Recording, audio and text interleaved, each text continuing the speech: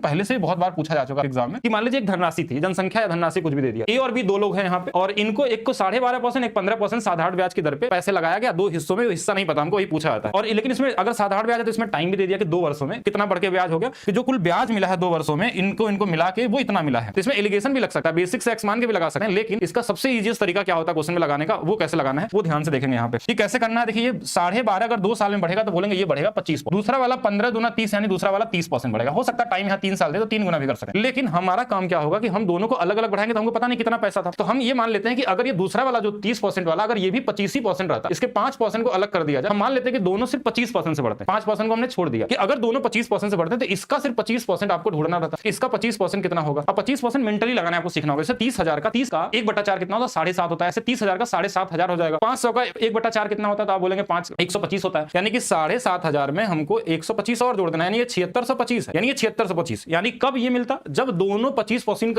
25 और 25 का ही ब्याज मिलता तो इतना ब्याज मिलता, लेकिन एक्चुअल में ऐसा हुआ नहीं था क्योंकि ये वाला कितना था 5% ज्यादा था, इसलिए ये ब्याज थोड़ा देखिए ज्यादा दिख रहा है। कितना ब्याज ज्यादा दिख रहा है आप घटा के देख सकते हैं, 1000 ज्यादा दिख रहा है। ये आपको मेंटली सोचना है कैसे करना है। यार ज्यादा होने का एक ही रीजन है क्योंकि इसमें 5% ज्यादा है, बस यही वैल्यू आपका दे दिया, आंसर आ चुका है। 5% की वैल्यू 1000 अगर हमारे पास है तो 100% की वैल्यू यहां से देखिए कि ये इससे 20 गुना पे है तो 20 गुना कर देंगे तो ये 20,000 आ जाएगा। अब ये 20,000 जो होता है वो क्या होता है, ये 30% वाले की वैल्यू होती है, यानी कि ये जो 20,000 हमारे पास आया है, यानी ये कौन सा वाला था, दूसरा वाला कौन सा था, बी वाला था, यानी बी की वैल्यू ये हमारे पास आ गई। तो अब ए की वैल्यू अगर निकालनी हो तो कैसे निकालेंगे, टोटल हमारे पास दिया हुआ कितना 30,500, अगर 20,000 है तो ये 10,500 हो जाएगा। तो ए का वैल्यू पूछा है तो ये, अगर बी का दिया है तो सीधा सीधा आंसर आ जाएगा। आपसे ए का ही पूछा था इसमें,